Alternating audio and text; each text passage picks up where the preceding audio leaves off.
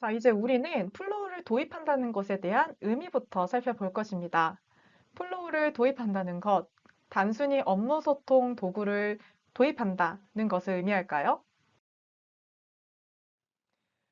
가장 우리 삶에 가깝게 있는 휴대폰에 빗대어서 한번 살펴보겠습니다.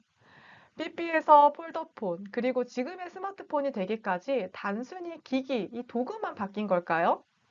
아마 지금 강의를 듣고 계신 분들께서는 삐삐부터 지금의 스마트폰까지 모두 경험해 보신 분들도 계실 것 같습니다. 한번 돌이켜 생각해 보겠습니다. 삐삐를 사용할 때는 대부분의 카페와 음식점에 전화기가 위치해 있었습니다. 그리고 공중전화에는 긴 줄이 서져 있기도 했고요.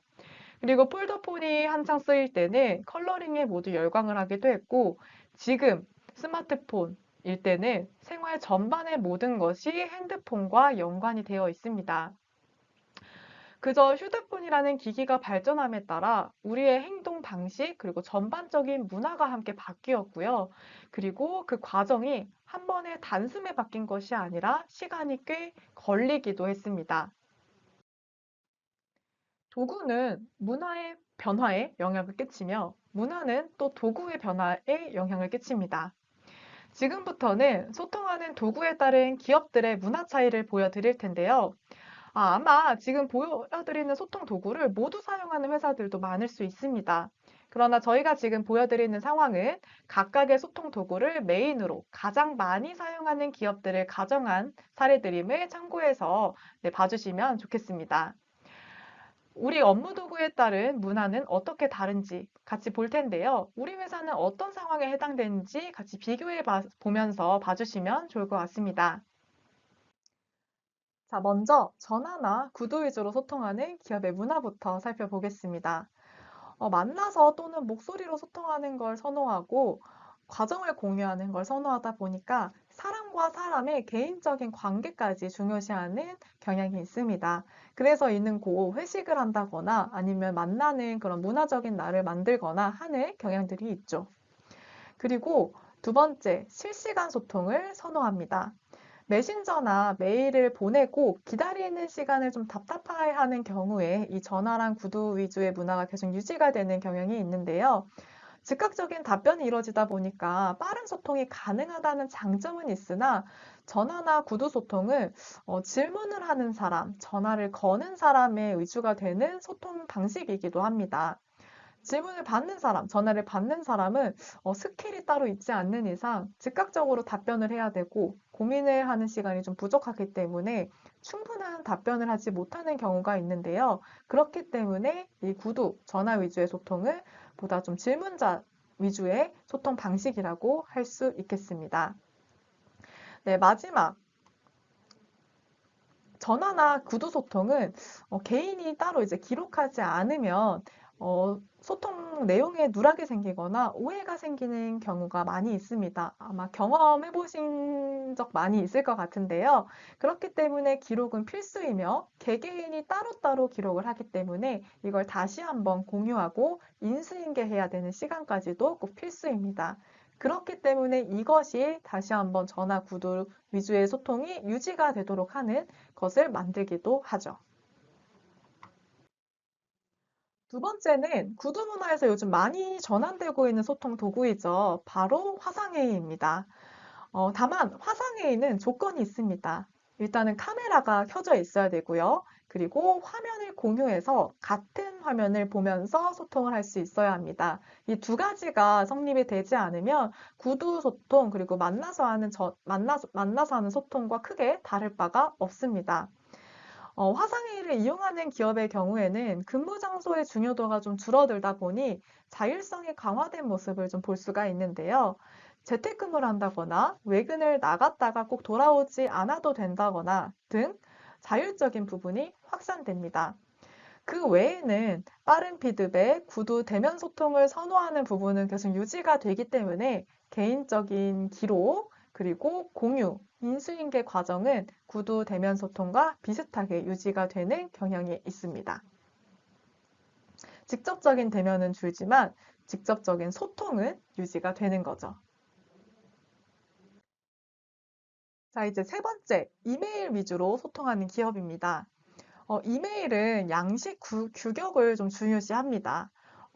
이메일을 쓸 때, 안녕하세요. 누구누구 회사의 누구누구 팀의 누구누구입니다. 그리고 본문 내용을 입력하고 그 끝에는 네, 뭐 무슨 이상 있으면 어디로 연락 주세요. 감사합니다. 누구누구 드림. 꼭 예의가 꼭 지켜지는 부분이 중시가 되기 때문에 이게 이메일 소통 외에도 행동에도 연관돼서 다른 소통 문화를 가지고 있는 기업보다는 다소 딱딱하거나 경직되어 있는 문화로 연결이 되고는 합니다. 또한 양방향으로 피드백을 빠르게 주고받기보다는 단방향으로 정보 전달로 많이 이제 중점을 두고 또 서로 간에 피드백을 주고받는 거가 아니다 보니까 부서별로 명확하게 좀 업무 롤이 나뉘어져 있는 경우가 많이 있습니다. 부서별로 뭐 경영지원팀과 영업팀이 메일로 정보나 업무를 전달을 하는 거죠. 이렇게 이런 점이 있으니까 참고해 달라라고 하는 거죠. 이때 좀 주고받을 내용이 많다 보면 다시 전화나 구두로 확인하는 케이스가 네, 연결되고는 합니다. 메일은 이 자체로 모두 기록이 되다 보니까 기록의 중요성은 조금은 줄어드는데요. 시간이 지나면 이제 만료가 되거나 용량 때문에 삭제가 되는 경우도 있어서 추가적인 보관이 필요한 경우도 생기기는 합니다. 구두 대면 소통에 비해서 개인의 기록화는 줄어들기는 하나 그럼에도 조금 이제 그 필요성이 유지가 되기는 하는 거죠. 네 번째 메신저는 아마 가장 많은 기업에서 메인으로 사용하는 소통 도구가 될 것 같습니다. 저희도 많이 사용을 하는데요. 메신저 채팅의 경우에는 꼭 직접 만나지 않더라도 자유로운 양방향 소통이 가능하다 보니까 오히려 대면 위주로 이제 소통을 하는 회사보다 소통이 더 많이 이뤄지기도 하며 업무 이야기뿐만 아니라 사담까지도 많이 공유가 되는 문화가 형성이 됩니다. 또한 전화나 구두 소통만큼 즉각적인 답변은 좀 피할 수가 있으니 부담은 줄어들면서도 오히려 자료와 함께 이제 빠르고 정확한 피드백이 가능해지죠. 다만 한 대화방 내에서 이제 여러 가지의 주제가 오갈 경우 이걸 다 놓칠 가능성은 커집니다. 그리고 메일과 마찬가지로 이 메시지 자체가 기록이 되기 때문에 그리고 공유를 서로 해주는 역할을 하기는 하지만 이메일과 비슷하게 오래된 메시지는 좀 만류가 되거나 파일이 만류가 되거나 혹은 주제별로 좀 섞이는 경우들이 있기 때문에 이 부분을 방지하기 위해서는 네, 추가적인 보관이 또 필요하기도 합니다. 마지막으로 플로우를 메인으로 사용하는 기업의 문화를 살펴보도록 하겠습니다. 메신저도 사용을 하면서 프로젝트별로 소통이 이뤄지는 케이스로 설명을 드릴 수 있을 것 같은데요. 일단 메신저도 사용을 하다 보니까 빠른 소통과 피드백 가능하며 업무의 주요 히스토리는 프로젝트별로 기록해서 개인별로 보관되던 그 기록들이 우리 회사의 자산이 되고 우리 회사의 히스토리가 됩니다. 그리고 이 때문에 개인의 기록을 꼭 필수적으로 공유해야만 했던 그 시간들이 비교적 줄어들게 됩니다. 또한 업무 관리와 업무 진행 상황들이 네, 투명하게 공유가 되다 보니까 각 업무에 대한 개인의 책임감이 높아지며 그 책임과 함께 업무를 진행하는 자율성이 함께 높아집니다. 원래 자율성과 책임은 함께 움직이니까요. 이와 동시에 업무를 하는 그 진행 과정이 공유가 되고 그 과정이 곧 나의 성과로 연결이 되다 보니 개인 성과, 업무의 중요도가 다른 소통 방식을 진행하는 업무 문화보다 높아지는 경향이 있습니다. 구두 소통, 화상회의, 메일, 메신저, 플로우. 각각의 업무 소통 도구를 활용하는 기업들의 소통 방식은 우리의 업무, 소통 방식에 조금씩 조금씩 영향을 끼치다가 이러한 행동들이 모여 우리 회사의 업무 문화가 됩니다.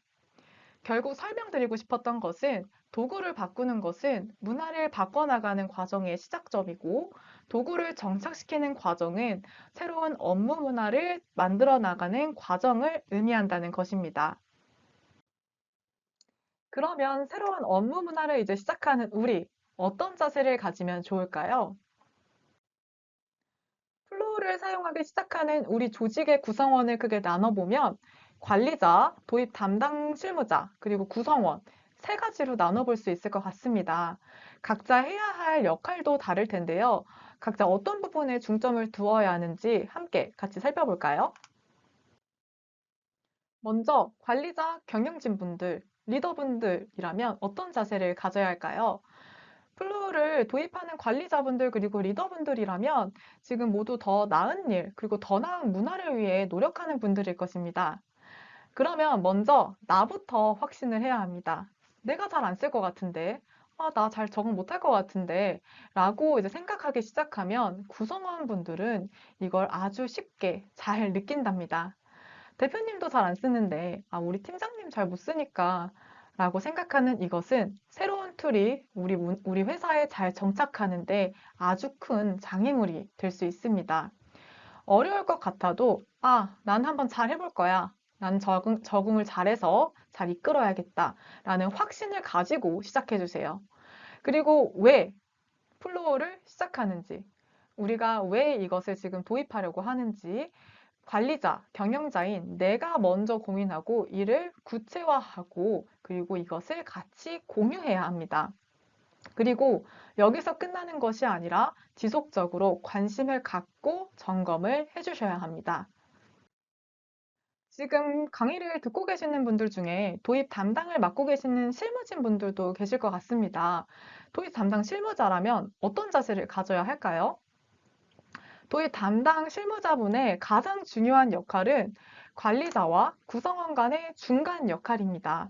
이를 계속 인지하고 계셔 주셔야 되는데요. 실무자분들은 관리자분들이 이제 제시해준 방향성에 맞춰서 구체적인 액션 플랜을 짜주셔야 하는데요. 이때 구성원들이 실행 가능한 구성원들의 입장이 반영이 되어야 합니다. 그러면서 이를 반복적으로 시도하고 또 수정하면서 우리 회사에 맞는 최적의 플랜을 만들어 가는 것입니다. 만약 관리자 경영자분들이 직접 도입을 담당하면서 별도 따로 실무자가 없는 경우에는 할 일이 많은데 부담스러울 수도 있을 것 같아요. 그러면 이때 함께 진행할 든든한 지원군 역할을 할 실무자 한 분을 지정하시는 것을 권장을 드립니다. 이때 당부드릴 것은 함께 업무를 이제 진행할 담당자를 지정하고 정해졌다면 이분께 하나의 명확한 업무를 진행한다는 것, 이것을 명확한 롤로 인정해 주셔야 됩니다. 그래야 그 담당자분도 네, 책임감을 가지고 또 열정적으로 적극적으로 임할 수가 있을 것입니다. 마지막, 일반 구성원이라면 어떤 자세를 가져야 할까요? 일반 구성원들은 제시된 액션 플랜에 맞춰 자율적이되 적극적으로 팔로우 해주셔야 합니다. 관리자분들과 도입 담당자분들은 지금 우리 회사의 더 나은 문화를 위해 깊이 고민하고 액션 플랜을 고민하고 있을 것입니다. 우리 구성원분들은 이에 맞춰서 진행해보고 활용 방법을 확장해보고 다양화해보고 때로는 개선점을 제시해서 더 나은 문화를 만들어 가야 합니다. 방향성과 액션 플랜은 관리자 그리고 담당자가 하더라도 그걸 우리 회사만의 문화로 만들고 정착시키는 것은 구성원 여러분입니다.